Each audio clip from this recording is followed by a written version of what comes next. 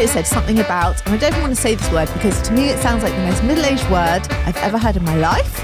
Ears have pricked up. Ready? Yeah, because they make me feel... This is what I mean. This is why I'm getting bored of myself. And now I'm coming to work and still talking about it. And it's like... But this is where you are. Sorry. You're a post-operative middle-aged woman. I was comparing the fibre content of two fairly identical looking boxes like it was a life or death decision. I then had an out-of-body experience of realising this is who I am now, a person who puts on reading glasses. Oh, God, yeah, you have to have the reading glasses to look at.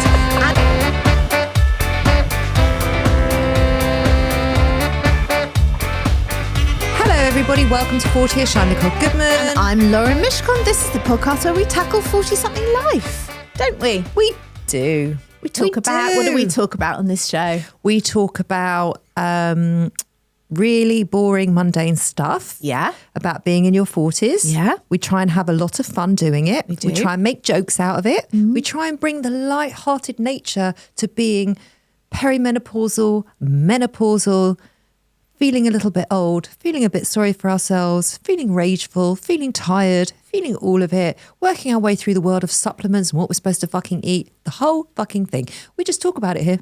And we solve your dilemmas. Well, we don't solve them. Sometimes we We do. talk about them. We're helpful. Are we helpful? Well, the intent. The intent's good. Yeah. Yeah, our heart's in the right place. We come with pure hearts. We do. That is so true. So please don't forget you can subscribe to this show on Apple Podcasts for early access, ad-free listening across both our shows and bonus content. And also, we haven't said this for a long time. If you enjoyed this show, please rate and review. Leave us a 5-star review on Apple. Oh. We had a lovely one on Self-Care Club a few days ago. Oh, hello. Oh, James. Disco. James is putting some music in. We don't know why. He's basically playing somebody else's podcast. This is his way of saying, you're so Hurry funny. up. Hurry up. Hurry up. Hurry up. The next show's coming in. But we actually enjoyed that little musical interlude, James. So thanks for that little dance break. Dance break. If you want to be. I used to do these hairdressing like things. And there was this one where literally every hour or hour and a half, they used to play that hey ya, that hey ya song. Yeah. And you had to get up and dance. Why? Why? I don't know. It shook the energy up a bit because everyone was falling asleep because it was boring, maybe. Okay. And then it literally every hour, and I can never ever hear that song ever again. It makes me cringe. I understand. It's burnt into your psyche in a bad way. Yeah. What were they called? Outcast with a K. Yeah, Outcast. Get me. Well done. Thanks. What a finely tuned brain you have. I've just had a London Nootropic coffee, that's why. Have you? Yeah. Can I just say I was so pleased with myself because last week when I went to my school reunion, I was remembering all these stories from when we were like 7 and 8 years old. And my best friend, who has my memory, essentially knows everything that ever happened to me and often fills in the gaps that I don't remember. Afterwards, she said, I don't mean to be funny, but your brain is on fire today. She said, you remembered things that I had forgotten. I was like, fucking hell. Wow. That's impressive because she remembers everything. But you've been like this for a couple of weeks now. I know. What's wrong? My brain's firing on all the cylinders. So lucky. I know, it's dreamy. I remember everything. Names, lucky. words. Well, can we remember to finish off the housekeeping? Yes, if you've got something to share, big, small or mediocre, please let us know. Email us hello@40ish.co.uk or DM us on Instagram. What's your weird foot thing that's written down here on the script? Oh, I've got to hear it now. What is this? Okay. It started a few days ago. Can I just say, right, is the most 40ish thing, this segment now has just become a segment for our ailments. Yes. I don't think that's good. What? But listen to this. But listen to this because it's weird, okay? Right. Okay.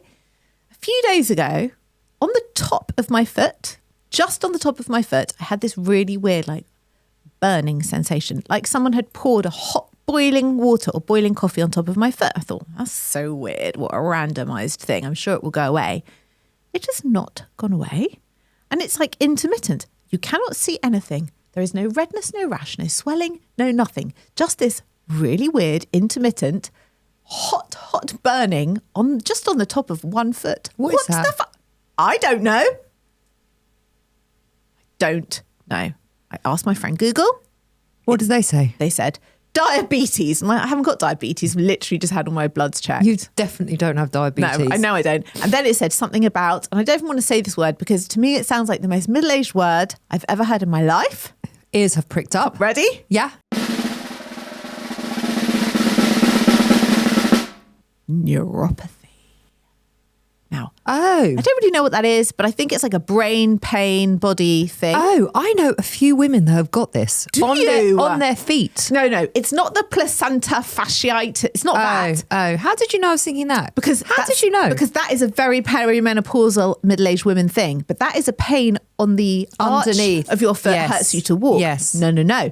This is on the top of my foot. This is not the same What's thing. neuropathy then? I think it's like a signal from your brain to your body. It's a pain thing, but it's not in my head. I'm not But making is it like up. a signal that's gone a bit wonky? Maybe. To me, it just screams middle age. So I just want to ignore that because I will not accept myself as a person with that. That's not a thing I will You have. are a middle-aged woman though. You accept that, don't you? Yeah, sort of. Some days, yeah. But I don't want to accept that. That is not something I want to be associated with. Do you know what I mean? You know what? It doesn't need to become your whole personality. It's not a brand for me, and I don't want to be that woman who says, "Oh, I suffer from neuropathy." I don't want that. Yeah, so I'm just going to. I know. I also don't want to be that woman. I don't want to be that woman that's post-op. I don't want to be that woman that's still fucking recovering. No. And I don't want to be that woman where her friends basically have to phone her every day saying, "How are you feeling today?" And then today, one of my best friends, she's like, "How are you feeling?" I said, "I've had a really fucking rough night." And I started going into it, and I was like, "You know what? I am so sick to death of myself. I'm sick to death of myself." I get it.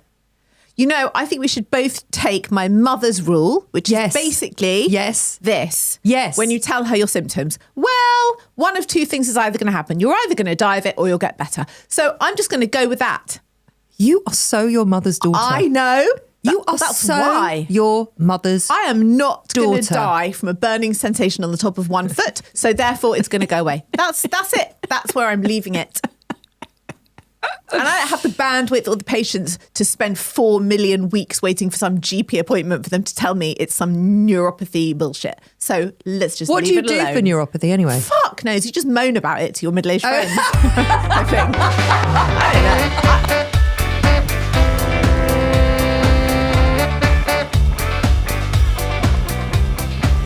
If we presume I won't drop dead in the next few weeks, it's going to go away. Why has it got to be one or the other with you? That's Jackie's rule. Listen, I understand that you are Jackie's daughter. You'll either die or get better. I'm not going to die of this. We had this conversation on text the other day. You went to an exercise class. We're not bringing that to the show? Yeah. You went to an exercise class. You lifted things. It was great. You were like, it was hard. It was hard. You told me wasn't great. You told me it was great that you went. Yeah. You told me that 1,000 times it was hard. I'm like, yeah, it's meant to be hard. And I'm like, you know what? What did I say? Something that irritated you? Something about exercises? Oh, it's a privilege to be able to move your body. It's that would chest me up. As I'm fucking lying down, post-op, post-repair, post-hysterectomy, post all of it, feeling sorry for myself, can't even walk the dog because I get too fucking tired. And there you are moaning about going to an exercise class. I'm like, do you know what? Have some perspective. It is a privilege to exercise. It is a privilege that you get to move your body and lift things and pick things up. And you know, one of the things I said to you, there is an option where you could enjoy it. And your reaction was so funny. It was like, I'm not going to enjoy it. I'm going to do it. I recognise that I have to do it. And that's the end of it. But I'm not going to enjoy it. I'm like, well, you won't with that attitude. No. Also, Mr. Google said this pain can be caused from exercise. And I was like, know it's him? Okay, Mrs. Google, she said, this pain can be caused from exercise. And I told Ollie that. And he was like, no. I'm sorry, you can't get some burning pain in your foot from like lifting some shit in a class once. I'm like, but what if it is God telling me, see, you were never supposed to exercise. God is not telling you that. And you've done it once, and look what's happened. God, has it been since the exercise? Yes, yes, I'm telling you it's related. I don't have a body built for exercise. I don't.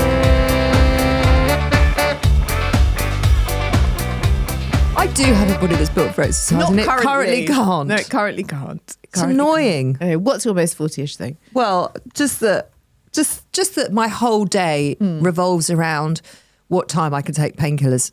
I think that's quite a middle-aged thing. Like a proper drug addict. No. Like, when's your dealer coming? No. What are you taking now? Like Nurofen. I mean, it's not or okay. paracetamol. We're off the tramadol now. We're way off. We haven't taken the tramadol for a long time. That was My quite husband was trying to special. push the tramadol on me yesterday Why? because I was in so much pain. Then why don't you fucking take it? That's what Because it's I there don't want for. to take Tramadol. Okay. Because they make me feel... This is what I mean. This is why I'm getting bored of myself. And now I'm coming to work and still talking about it. And it's like... Well, this is where you are. Sorry. You're a post-operative middle-aged woman who naps and takes painkillers. Be grateful you don't have neuropathy. And I hope I don't either. Exactly. Could I be any more middle-aged? We are No. where we are. See, I've got the burning now. It's happening now. In real time. What is it? It's so fucking weird. It doesn't even hurt. It's just like hot. Does hot. it feel hot to the touch? Yes. Does then it? it goes. It's so weird. I can't tell you how weird it is. That is such a menopausal thing. Just think? random... Totally. It feels like one of those completely, like if you dug deep enough into the internet, you'd find it as a perimenopausal symptom, wouldn't you? Yeah. Random 1 foot is hot, only on the top of it, but it's not painful. You should start a Facebook page.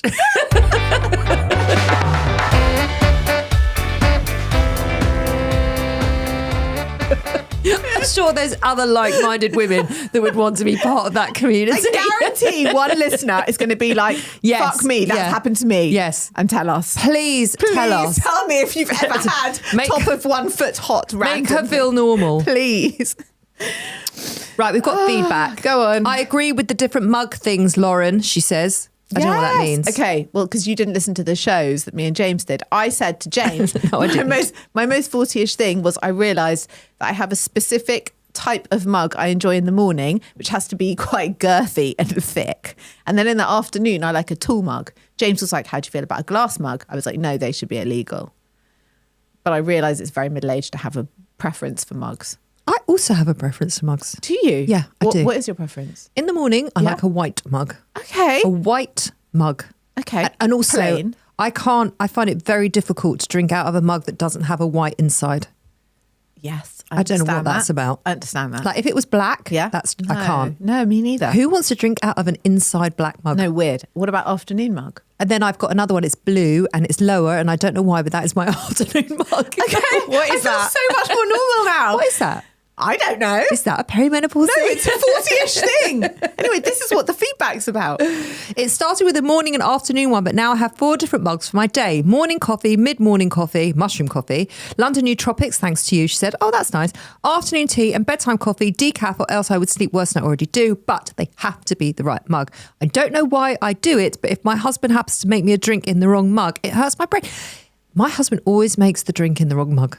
But he doesn't realise there's a right mug. No, Ollie doesn't So either. let's be kind about Yeah. that, you know? Yeah. Luckily, I rarely face that situation. Maybe it's a reminder. Award for making it through that part of the day. Hope Nicole recovers quickly, Lisa. Thank you, Lisa.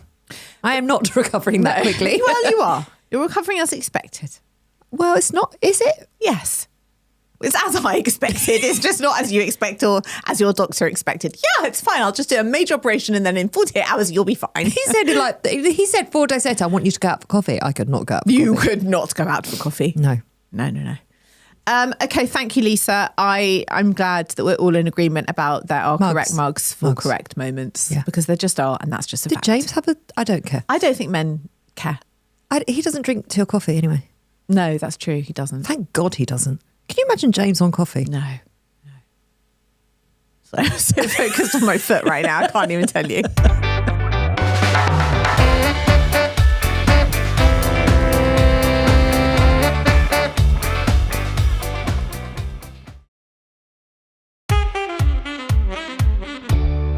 Just before we dive into your dilemmas, a quick disclaimer. We are not doctors or healthcare professionals.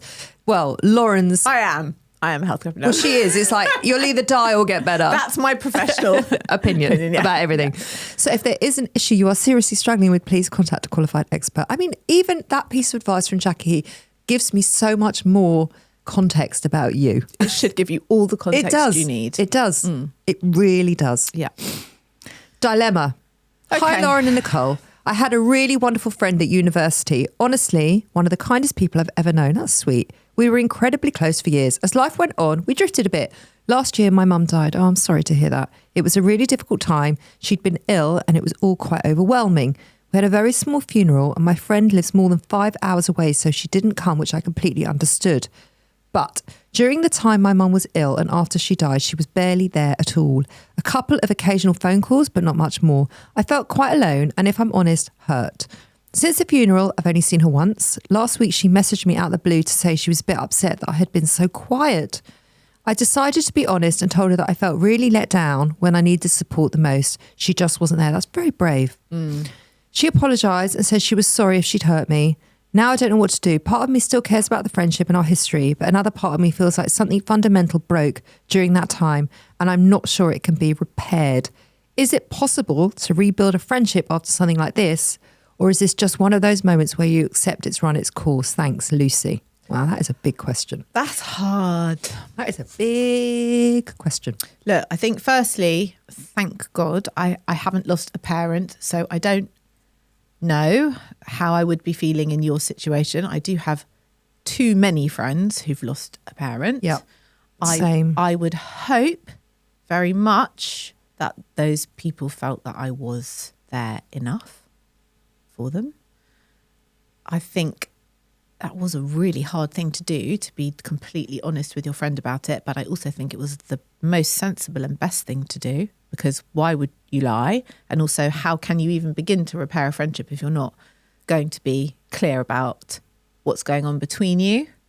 So I guess that's the first step. And now I suppose... I think the word repair is a very fundamental word to all of this. Yeah. Because it's about the repair. I think so. If she wants to repair it, because I also don't... I'm going to assume good intent in the other friend. I don't think that she intentionally ignored you or wasn't there enough for you. I don't think there was anything malicious about that. I just think it was at worst thoughtless. At best, she has her own stuff going on. I think if you've had a friendship for that long, I think it's unlikely that this friend is going to be like, oh, well, you've lost your mum, I don't really care. I think that's unlikely. I think from what I've seen, and thank goodness I haven't lost a parent either, but from what I've seen of my friends around me, that is something that fundamentally changes you. And it's something that just shifts you and who you are as a person and, you know, your values, your principles, everything shifts. So perhaps that shifts the people that are around you and the way in which you choose to have support and want support and need support. I would say that, why does it have to be either or? She can still be in your life, but maybe it's just changed the relationship, and maybe you just don't, you don't think of her as one of those closest people in your life anymore, but you can still get to have good times and create good memories and still have a loving relationship with her. But perhaps it's just different now. I think that's okay. Relationships do change. They do, but she might not want that. She might want it to go back to how it was before, and maybe it can and maybe it can't. But it's really going to be dependent on how you repair it, and maybe you need to have more conversations about it and just be very, very clear about what your expectations were and how she hasn't met them. And can I also just flag something though? The one part of that I didn't like is when the friend said, I'm sorry, I've hurt you. Well, that to me is a red flag. It's like, you don't need to be sorry that you've hurt me. Be sorry for your part in it. Like, I'm sorry I didn't show up for you, or I'm sorry I let you down, or I'm sorry for me not being the best friend to you that you needed. You don't need to be sorry about how I feel. Like, I feel how I feel and I'm responsible for those emotions, but please take responsibility for your own behaviour there. I hate that. That's not an apology. That's just passing the buck. So that's a big thing for me. But that's why I'm saying I think they need to have more conversations about this. And it won't be particularly easy or pleasant in the beginning, but it all depends on what she says, how she says it, and how you want to react and take it. And it might take time. I think there's a lot in that repair. Yes. And it will take time. Yeah. And perhaps it does change the relationship, Yep. and sometimes for the better and sometimes not. Yeah. But it doesn't mean you can't have a relationship. I think as we get older and, you know, our lives get busier and fuller, and, you know, their roles do change in your life, because the relationship you have when you're at university versus now is going to look completely different, because you're both completely different people. Yeah. Like my friendship with my best friend, right? We grew up together. We've been best friends since we were the age of 3 years old. She now no longer lives here. She lives in Miami. So obviously our relationship is not the same when we were both single together and we were hanging out together and we'd be like in each other's pockets the whole time. Our relationship is different. It doesn't mean I have less love for her. We adore each other. We are, honestly, I get so much pleasure from her, but unfortunately it's at a distance. So the relationship just changes. But a lot of friendships are to do with proximity. And I think, and when we've done our shows on friendships, and we have done a whole mini-series on it, and maybe that might be helpful to you, Lucy, I don't know. But yeah, friendship mini-series on Self-Care Club. A lot of friendship is about proximity, which you wouldn't actually think it is. But when you do have a friend who lives 10 minutes away, 15 minutes away, because it's just easier to see them more often, you tend to see them more often. Do you know what I mean? Yeah. So it's not like your love for her changes because she lives in Miami, and it's not like my love for Steph changes because she lives in Australia, but it's much harder to have that day-to-day connection, or I'll pop round for a coffee, or I'll see you on Saturday, or come to dinner, or it's hard. But when she comes here or I go to Miami, and it'll be the same with Steph, I'm sure. Nothing changes. No. But if we get a lunch together, it is so special. Yeah. And so we are both so grateful to be with each other. It is different, like if I'm having lunch with you, because I can have lunch with you anytime. Yeah.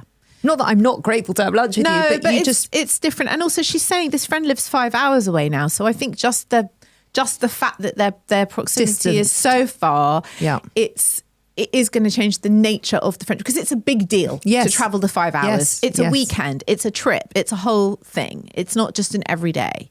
And I think there's something just very easy about the everyday, because it's not a big deal to see someone for half an hour. Do you know what I mean? It becomes like the fabric of your day. You can still show up for someone and not actually physically be there. Yeah, you can. You really can. We seem to have 2 listener meltdowns here. Okay. I don't seem to have a meltdown this week. And maybe my meltdown was my foot and my 40ish thing. Maybe it was all in one go. But this is what I mean about the 40ish thing. It's like, it's just becoming, it's just one big long ailment. Medical moans. Yeah. Maybe we should change the section. I don't like it, and I don't want it, and I refuse it, and I reject it. How's your foot? How's your foot right now? It's actually fine right now. So it just comes for like minutes and then it goes, right, weird. It's so weird. So weird. It's so weird. Are you going back to that exercise class, by the way? Yes. When? Thursday? Yeah. Good. I'm the most reluctant. Why? Didn't you feel good when you came out? Yes, you must have done. Oh, come on. You're not the only, you can't be the only person in the world that exercises and doesn't release endorphins. I've told you, it's not I don't possible. believe in endorphins. I don't think they're real. I think exercise people make that up. They don't. To like encourage other people to exercise. They don't. It's actually science. I don't think it is. It is. Well, then maybe I'm just not wired like that. Endorphins are endorphins. And also, like, it hurt. Everything hurt in my whole body. And then you were like, you literally came out of the exercise class. You were like, everything hurts. I'm like, can't possibly hurt already. It did. And then the next day, everything hurt more. And then the next day, I had to walk down the stairs sideways. Oh, I love that. Because my legs hurt so much. I love that. And I said to Zach, my athlete son, oh my God, my legs hurt so much. And he was like, yes, that means you have to do it more. I'm like, I don't want to do it more. I want to do it less. He's like, but Mum, the more you do it, the less it will hurt. And I was like, I don't want to do it. I can never get that pain at all anymore. I probably will now because I haven't exercised, but I can never have that pain. Well, good for you. Don't mean it like that. It's awful. Oh, it's the best. It means you've worked really hard. You've worked muscles. It doesn't mean that in my case. It does. What it means is I have a naturally very strong upper body strength, and my legs, they're like a newborn deer. What do you mean you have a natural upper body strength? I'm very strong in my upper body. I didn't have any pain in my arms, my shoulders, my nothing from all that lifting. But my legs, I'm literally like a Bambi who's just been born. Like the legs, there's no strength. They're just very weak. Mm. I'm strong up top and weak down. Then that's why you need to exercise. No, but I don't like it. That's my meltdown. I don't like it. There you go. You don't like exercise. There's your meltdown. It's not new. Doesn't need to be new. There's not a lot new going on with me. That I can fucking assure you. Okay. Shall I tell you what's happening with Julie? Yeah. The other day she says, I had what I can only describe as a midlife crisis in the cereal aisle. I was comparing the fibre content of two fairly identical looking boxes like it was a life or death decision. I then had an out-of-body experience of realising this is who I am now, a person who puts on reading glasses. Oh, God, yeah, you have to have the reading glasses. To look at and get excited about Bran. Yeah. I stood there feeling a bit depressed about when and how exactly did I become this person. Anyway, I bought both cereals. Wild times, Julie. Wild times indeed, Julie. Oh, and the second one this is from Bex. Hi, ladies. I think my meltdown is where are we with Facebook? Yeah, I want to talk about this. Well, Lauren's about to start a Facebook page. For reference, I am 46. It was my main social media go-to. Usage has been declining for a while, but I've noticed this year hardly any of my friends post anymore. Even the most prolific ones have cut right down. This has resulted in me hardly bothering anymore. What's the point if no one's reading? I've only posted twice since Christmas, and the thought of doing so almost makes me cringe. I am so with her. Me too. Also, what is with all the ads and all the AI and all the groups I'm on now allow a non-posting, which is turning them all into marriage counselling sessions. Basically, I hate it. Thanks, Bex. I am so with you, Bex. I totally agree. I totally So agree with I was this. going through, I had a sleepless night last night. Yeah. And I was on Instagram and Yeah. I just thought I slammed my phone down. Yeah. I mean, I was feeling uncomfortable and sorry for myself. Yeah. And I thought, Yeah. and I wish you were with me because I would Yeah. have had a whole conversation Well, I with you was about it. awake as well, so I could have been with you. Yeah. I thought, I hate it. Oh my God, the same. I hate this. I hate what it's turned into. I don't see any of the people that I follow. It's just ad after ad after ad after ad. Fucking wall Pilates. Asian Pilates. Asian wall Pilates. Just Asian. I can't stand it. And it's not real. Everything's AI. Everything. Everything. Everything. Everything Where is AI. are all my favourite, all I like And is- also the Yeah. AI. I'm sorry, I Yeah. haven't finished. Go on. This is my rant. Yeah. The AI generated videos, they Yeah. are just there to make you feel like total shit. And it's all about Totally. what I should be eating, what I shouldn't be eating, what fucking supplement I should be taking, what it's going to do. And it's like these perfect visions in front of me whilst I'm post-op. Have I mentioned that? Up in the middle of the night at 2:30 in the morning. I don't need to be fed this shit. Where are my friends on social media? Where have they gone? Where is everybody? All I'm seeing is AI and adverts. I'm over it. That's what social media is now. I'm done. Can I'm I done. also say, Yeah. what and who Yeah. and who fucking cares Yeah. about cortisol? It's like cortisol is like the new AIDS. It's like every single ad is your cortisol is too high. That's why you feel XYZ. Hey, do you feel like this? It's because of your cortisol. It's like, fuck off. I'm actually fine. Stop feeding me shit. And then That's what I mean, but you I see don't- it enough, and I'm then you're not like, have I got a problem with my cortisol? I'm not seeing the cortisol. The reason you're fat, the reason you're depressed, the reason you hate life, the reason this, Wait, then the reason none of that, those things it's all are happening for you. And I'm like, is that you need to do that? No, I don't. Actually, what I need to do is put my phone down and read a book. Yes. That's what I need to do. Yes, I need to get off this fucking thing. I cannot It is stand making it. me feel so shit. But also Facebook, I totally agree. It's adverts and it's anonymous women posting about their terrible, terrible, terrible life situations, which I have to say, when you've read enough of it, like you just feel really depressed. Like, does everybody hate their husband and their marriage and their life and their kids and their everything? I don't. Is life this bad? I don't. No, I don't either, but that's all I'm reading. I'm like, why is everyone in such a bad state? Or like, I can't pay my rent. I haven't got any money. I'm not asking for sympathy, but also tell me where. It's just, it's awful. It's awful. It's becoming a sinkhole. That's how I'm feeling about all of it. The thing is, I'm not even seeing any of that on Facebook, on Instagram. I mean, TikTok is another whole thing. I don't even do touch Tik- no, don't I wouldn't touch it. touch it because No. I'm never going to get out alive. Never. No, It's no, just the way it is. Never. Won't go near it. It is all adverts and AI. I'm done with it. I'm I done with it. agree. What's the point? And then the worst part of it is that we, you and me, are supposed to jump into that cesspool and somehow find some visibility in and amongst all of this paid, sponsored shit. I mean, how are we supposed to ever be seen on these things? Also, we're real. We're not AI'd and we're not telling people what their problem is and we're not selling them something to fix it. It's really tricky.